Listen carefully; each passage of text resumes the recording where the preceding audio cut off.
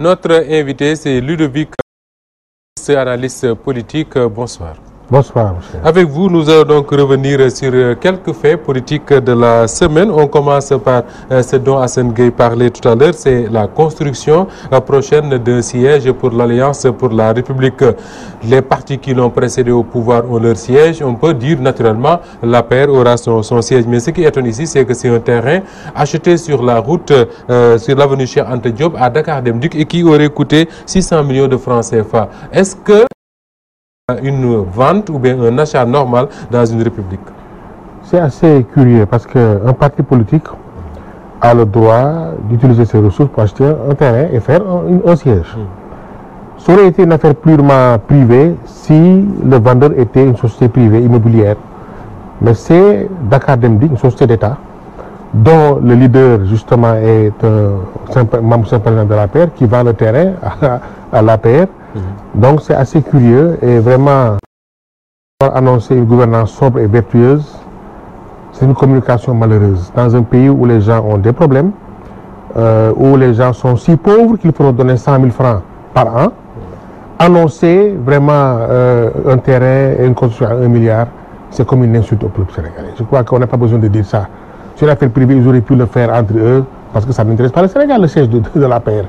C'est pas bon, mais le problème c'est que comment se fait-il que c'est une société d'État qui vend le terrain sans autorité, parce que quand on engage des sommes aussi fortes, il faut quand même une utilisation et quand même on doit être édifié sur l'utilisation qui sera faite de l'argent qui sera encaissé, parce que 600 millions quand même pour une société. Alors, le chef de l'État lui-même dit aux responsables de l'APR qu'on ne peut pas avoir ce que le PS a eu, on ne peut pas avoir ce que le PDS a eu parce qu'il n'y a plus d'espace à Dakar. À partir du moment où il n'y a plus d'espace à Dakar et que les partis politiques leur règnent, en tout cas c'est le PDS, c'est 12 ans, peut-être que Macky Sall le fera 12 ans. Est-ce qu'il n'aurait pas été plus judicieux de prendre en location un immeuble et puis après la chute du pouvoir, on va faire autre chose, quoi? Oui, en tout cas, ça aurait été plus judicieux et attendre que le verdict des élections pour voir ce que sera la PR, qu'est-ce qu'on va en faire. Mais exercer son premier mandat, être vieux de seulement 9 ans et acheter un terrain de 600 millions, vraiment, c'est pas interdit, mais ça choque quand même. Appartient à Dakar Dem Dikk, une société nationale. Est-ce qu'aujourd'hui, cette entreprise n'a pas des explications à donner aux Sénégalais? Parce qu'en réalité, Dakar Dem Dikk leur appartient. Oui, mais c'est clair. C'est une société d'État qui fonctionne avec nos impôts. Donc, lorsqu'on fait une opération aussi forte, vraiment, on doit pouvoir édifier les Sénégalais. Et surtout, qu'est-ce que les gens feront de l'argent qui sera encaissé? Je crois que ça, c'est important, que le Sénégalais soit édifié. Et vous savez, dans beaucoup de cas, beaucoup de bavardage, mais peu d'action. Il n'y aura pas de commission d'enquête parlementaire, les gens vont rouspéter pendant certains. Après, on oublie, on passe à autre chose. C'est pour ça que les politiciens font ce qu'ils veulent. Alors, l'APR a fait son siège, ça a créé une nouvelle polémique autour de l'argent, encore une fois. De l'argent, on en a beaucoup parlé à la fin de l'année, également dans cette première semaine de l'année 2018. C'est à propos des 250 et quelques milliards de francs CFA qui auraient été recouvrés dans le cadre de la traque des biens mal acquis. Le communiqué pour préciser, dire que au lieu de 250 milliards comme annoncé par l'ancien Premier ministre, c'est juste 152 milliards. Le PDS dit que c'est totalement faux et brandit une plainte. Comment est-ce qu'on peut analyser ces différences dans les chiffres qui sont donnés par les uns et les autres? Vous savez, ces tergiversations-là, je les prends comme une gifle à l'orthodoxie financière. Parce que si Mimi Touré n'a pas raison, on doit la traduire en justice. Parce qu'elle accuse le gouvernement d'une chose. Ce n'est pas vrai, bien sûr. Si ce qu'elle dit est vrai, le gouvernement doit être traduit en justice. Parce que, pourquoi on attend que Mimi Touré parle de cet argent-là pour en parler? Mais nous savons tous que l'argent du Sénégal passe par l'Assemblée nationale en recette et a dispatché en dépenses sous le contrôle de l'Assemblée nationale. C'est l'Assemblée nationale qui autorise les dépenses, pas une autre institution. Mais les gens n'ont rien dit. On donne des chiffres, tout comme on en donnait au temps de Karim Wade. Il a volé 16 milliards, on descend, on monte, etc. Donc, elle est suspecte. Et moi, je pense que vraiment, c'est un problème extrêmement grave. Un autre gouvernement responsable aurait démissionné. Parce que vous avez encaissé soi-disant, des milliards à hauteur de 100, 150, 200, sans en informer ni le peuple de l'Assemblée nationale. Parce que le président de l'Assemblée nationale a dit qu'il n'a jamais été au courant de cette affaire. Alors, où est passé l'argent? On n'a pas le droit de prendre l'argent sans passer par l'Assemblée nationale. Non, il faut qu'on soit clair. Dans un état de droit, c'est l'Assemblée nationale et elle seule qui... Ça, c'est clair. Il faut que l'argent soit inscrit dans le budget pour être dépensé. Or, ce n'est pas fait manifestement parce que je n'ai vu nulle part dans une loi de finances de l'argent qui aurait été encaissé de Karim Wade ou de notre personne. Justement, quand on parle de la traque des biens mal acquis, c'est la Cour de répression de l'enrichissement illicite qui avait des dossiers qui concernaient 25 personnalités. Parmi ces personnalités-là, Karim Wade et Aïda Diong, sinon Tahibou Ndiaye ont été les seuls à être poursuivis. Ce qu'on sait, c'est que le communiqué du gouvernement qui parle de ces 152 milliards, plusieurs dossiers dans lesquels de l'argent aurait été acquis, mais on ne cite pas les personnalités qui étaient mises en cause dans la traque des biens mal acquis. Oui. Non, vous savez, tout est mélangé. Parce que même le gouvernement ne peut pas aller récupérer de l'argent, c'est quelqu'un qui l'aurait pris. Il faut qu'il passe par la justice. Parce que si c'est ça, si c'est le cas, ça veut dire que le type est un voleur. Or, seule la justice décide que telle personne est un voleur. C'est la justice qui doit dire, tiens, il y a eu du vol, nous autorisons l'argent. Mais ce n'est pas l'administration qui s'en va à Monaco prendre l'argent dans un compte. Mais qu'est-ce que ça veut dire ça? Qu'est-ce que fait la justice dans ce pays-là encore? Donc, c'est un méli-mélo et c'est vraiment un manque de respect au peuple sénégalais. On ne peut pas tergiverser à ce niveau-là dans un pays pauvre sur des milliards. 200, 150, 123, je crois que ça, c'est manque de respect au peuple sénégalais. Et nous devons faire la lumière. Mais qui doit faire la lumière? L'Assemblée nationale. Vous pensez qu'elle va le faire? Non. Quand vous donnez la parole à un député, qu'est-ce que vous dites? Nous sommes là pour défendre le président Macky Sall. Ils sont largement majoritaires. Ils ne des choses qui n'arrangent pas le président Macky Sall. Donc ça ne servira à rien. Nous allons encore rouspéter.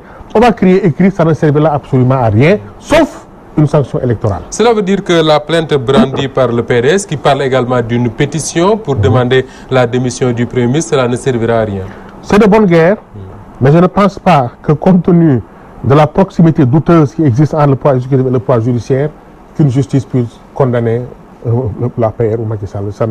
C'est même pas envisageable. Donc, l'action, elle ne pourra être qu'électorale. Les citoyens, avec leur carte, vont peut-être sanctionner, décider de ce qui va arriver. La justice, parlons-en, elle avait arrêté Karim Wade, jugé, condamné. Ensuite, il y a eu cette fameuse nuit du 24 juin où il a été, ou du 23 juin, je ne sais si mes souvenirs sont bons, il a été exilé selon certains. Depuis, on n'a pas de ces nouvelles jusqu'à la fin de cette année où un message a circulé à travers les disant que c'est un message de Karim Wade qui dit à ses militants et sympathisants à bientôt à Dakar. Est-ce que cela veut dire que l'exil est terminé, il va revenir à Dakar bientôt? Nous l'espérons pour la démocratie, pas pour lui-même, pour la démocratie. Parce que l'opposition est assez faible actuellement. Il y a quelques opposants qui sortent, disent un mot, ils reviennent.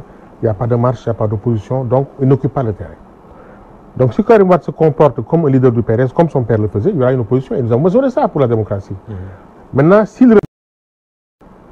est-ce qu'il sera candidat? Un autre problème. Parce que c'est notre problème. Revenir, peut-être, mais être candidat aux élections, malgré la condamnation, avec une grâce présidentielle qui n'efface pas la peine, je crois que vraiment, c'est un problème. Mais nous avons besoin quand même que l'opposition soit rayonnante et que vraiment on ait de la contradiction. Cette opposition-là a un combat à mener depuis quelque temps, en tout cas une partie de l'opposition, notamment la coalition Manko Taxawu Sénégal, c'est le combat pour la libération. Le procès est reporté une deuxième fois, on parle d'un renvoi ferme, cela veut dire que la part du 23, il va falloir juger. Est-ce qu'aujourd'hui on n'est pas en train de jouer avec le temps quand on sait que la ligne de mire, c'est la présidentielle de 2019? Oui, de toute façon, il n'est pas envisageable que le procès ne se tienne pas jusqu'aux élections de 2019. On peut repousser. Jusqu'au dépôt des candidatures. Oui, bon, mais je crois que même dans ce cas-là, de la même manière qu'on lui a refusé, on lui refusera d'être candidat ou de faire campagne, je crois. Parce que je pense que la logique du parti au pouvoir, c'est d'écarter tout candidat gênant aux élections présidentielles. Khalifa Sall a été candidat à la députation alors qu'il était en prison. Oui. Il a été élu député alors qu'il était dans sa cellule de Rebeuss. Cette fois, ils ne feront pas cette erreur-là. Non, cette fois, ils trouveront un moyen. Non, je vous dis que le procès se tiendra dans les jours et mois à venir et probablement, il sera condamné. Parce que la logique actuelle, comme ils l'ont fait, c'est d'écarter tout membre, tout candidat. Est-ce que cela ne pose pas problème dans un état de droit que l'on dise que quelqu'un sera condamné alors qu'il n'y a pas encore de procès? Parce que quand vous écoutez un peu les analystes, les Sénégalais, ce qu'ils disent c'est que il sera condamné. Oui, parce qu'on va vers là. C'est que tous les actes qu'il pose vont vers là.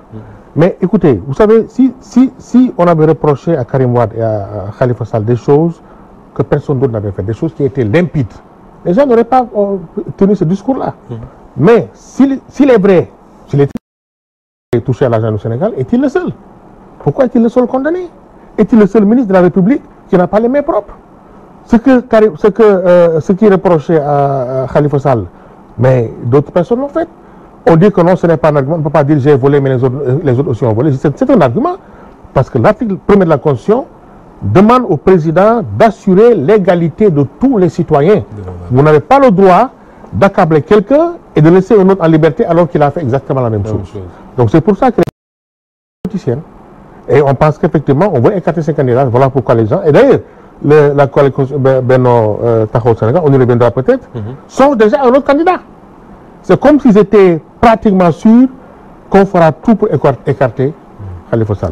S'ils avaient de l'espoir que Khalifa Sall serait libéré, ils n'auraient pas songé à un autre candidat. Justement, c'est cela la question du jour qui a été posée par nos confrères de l'Observateur à Bamba Fall, c'est-à-dire est-ce qu'ils sont prêts aujourd'hui à se mettre derrière Idriss Seck, à en faire le candidat au Sénégal si jamais Khalifa Sall est écarté. Le constat, c'est qu'on avait parlé de Karim Wade comme potentiel adversaire de Macky Sall en 2019. Il est exilé. Il est exilé. Khalifa Sall, vous l'avez dit, probablement écarté. Est-ce que par la force des choses, Macky Sall n'est pas en train de faire de Idrissa Seck le leader de l'opposition finalement? Mais c'est ce qu'il veut, parce que Idrissa Seck n'a plus de poids politique. C'est exactement, c'est un excellent schéma. Je crois que lorsque Bamba Fall avait dit tout à l'heure qu'on n'écarte pas Idrissa Seck, je pense que les gens... Parce qu'ils savent que... Idrissa Seck ne peut pas les battre. Enfin, en politique, on ne peut pas jurer de quelque chose, mais ce que nous savons, c'est que Idrissa Seck n'a plus le pouvoir qu'il avait auparavant. Deuxième après le chef de l'État en 2007, on a vu comment il a dégringolé jusqu'à se mettre maintenant derrière Khalifa Sall dans les élections législatives. Et c'est peut-être ça le deal. Je soutiens Khalifa Sall, mais si jamais il n'est pas candidat, vous de Taxawu Sénégal, soutenez-moi. Mais le problème, c'est que ce n'est pas le deal qui met les gens au pouvoir, ce sont les électeurs. Porte-t-il Idrissa Seck dans leur cœur? Voilà la question. Est-ce qu'un électeur va dire, écoutez, moi je n'aime pas Idrissa Seck, mais pour Khalifa Sall, je suis prêt à voter pour lui. C'est une équation. C'est une équation. Je pense que si Idrissa Seck veut gagner le pouvoir en étant soutenu par Taxawu Sénégal, vraiment il lui faudra beaucoup de courage et beaucoup de travail pour revenir dans le cœur des Sénégalais. Et ça, c'est pas évident. Parce que pour vous, le challenge, le défi pour lui, ce n'est pas d'avoir une coalition forte comme Manko Taxawu Sénégal, mais de revenir... Oui, parce que c'est les Sénégalais qui votent. Ce n'est pas la coalition qui vote. Et vous savez que le vote sénégalais est très subjectif. Ce n'est pas une question de programme, c'est une question de Yerem Nako, etc. C'est pour ça que les gens votent. Or, Idrissa Seck a quand même, il faut le dire, malgré sa statut, il a vraiment beaucoup déçu le peuple sénégalais. Beaucoup l'attendaient à la place de Macky Sall. Et beaucoup sont fâchés pour ça. C'est Idi qui a fait que Macky a pu s'infiltrer et finalement, voilà à quoi on est arrivé. Alors, un autre parti qui est dans des difficultés, qui est en crise, c'est le parti. C'est d'abord dans l'histoire politique du Sénégal, beaucoup le rappellent, c'est quand même rare. Sinon, on n'a jamais vu un parti exclure 65 membres qui sont quand même pour l'essentiel, des personnalités, des responsables de grande envergure. C'est ça la force de Macky Sall. J'ai remarqué que toutes les personnes qui le soutiennent finissent par avoir des problèmes. Je ne veux pas dire de nom, mais il y a même des responsables religieux qui, pour avoir dit un mot sur son mandat, ont essuyé vraiment des critiques. Des critiques. Qu'on n'a jamais osé le dire. Absolument. Bon, maintenant, vous savez que le PS, malgré tout, est aujourd'hui le parti le mieux organisé au Sénégal. Comment ont-ils pu... Oui, l'appareil. Comment ont-ils pu vendre leur âme à l'APR? Personne ne comprend. Mais les gens ont le droit d'exiger que le PS ait un candidat. Ils l'ont dit, et dès qu'ils l'ont dit, mais écoutez, les poursuites qu'on a entamées contre Khalifa Sall, mais c'est parce qu'il a osé dire que le parti aura un candidat. Tant qu'il n'avait pas dit, on n'a rien dit. Il le faisait depuis longtemps. Il est à son 3e ou 2e mandat. Il a toujours fait, même ses prédécesseurs. On ne lui a jamais rien dit. Mais dès qu'il a dit non, il faut que le PS ait un candidat, je me démarque de la logique de vendre le PS à Macky Sall, les gens ont commencé à l'accabler. Voilà pourquoi les gens pensent que c'est un dossier politique. Mais je crois que le PS doit se ressaisir. Parce que exclure Khalifa Sall et d'autres, ça veut dire qu'ils viennent de sortir du Parti Socialiste. Puisqu'on vient de les exclure. Mais comment se fait-il qu'ils soient dans le parti auparavant et que le PS n'ait jamais donné une motion de soutien, aller le voir en prison alors qu'il est membre du PS. Donc ça veut dire qu'on a vendu le parti à l'APR et à Macky Sall, tout comme les gens ont peur de dire la vérité devant Macky Sall. Souvenez-vous que lorsque les gens ont donné la parole à des responsables pour inaugurer l'aéroport Léopold Sédar Senghor, personne n'a osé prononcer le nom d'eux. On a même dit que Macky Sall est la continuité de Senghor. Oui, mais alors voyez-vous. En oubliant Diouf. Mais je crois qu'il faut que les gens soient dignes et disent la vérité. Il ne faut pas avoir peur d'un président. Le président n'est pas... Alors, certains observateurs disent également que le PS s'est accumulé les défaites depuis le congrès de sans débat de 96. Il y a eu les législatives de 98, ensuite la présidentielle de 2000 qui a consacré la défaite de Diouf. Et pendant tous ces combats-là, c'est Ousmane Tanor Dieng qui est la tête d'affiche. Est-ce qu'aujourd'hui, Ousmane Tanor Dieng ne porte pas avec lui la lourde responsabilité historique d'avoir envoyé le PS définitivement dans la tombe? Mais lui, il le sait. Mais Ousmane Tanor Dieng est l'une des raisons de la défaite du PS. Écoutez, c'est un congrès sans débat. On a donné le parti à un nouveau venu, etc. Quelqu'un qui ne brillait pas au détriment des tenants qui étaient là. Les gens étaient frustrés. C'est pour ça que Djiboka est parti. C'est pour ça que Moustapha Niasse est parti. Est-ce que vous voyez? Donc, et depuis lors, il n'a gagné aucune élection. Maintenant, bon, c'est peut-être de bonne guerre. Hein? Comme il sait qu'il n'a pas gagné et qu'il ne gagnera probablement pas, alors il vaut mieux alors se ranger devant Macky Sall, avoir un poste, etc. et vraiment n'avoir aucune ambition. C'est vraiment triste pour un parti comme le Parti Socialiste. Et une organisation qui devance tous les autres partis au Sénégal. Merci. C'est un manque de dignité, il faut corriger cela. Merci à vous, Ludovic Rosner. Ça a été un plaisir de vous recevoir sur ce plateau de l'édition du soir. Mesdames et messieurs, c'est la fin de ce magazine. Merci à toute l'équipe qui m'a aidé à vous le présenter. Merci d'avoir suivi et bien à vous.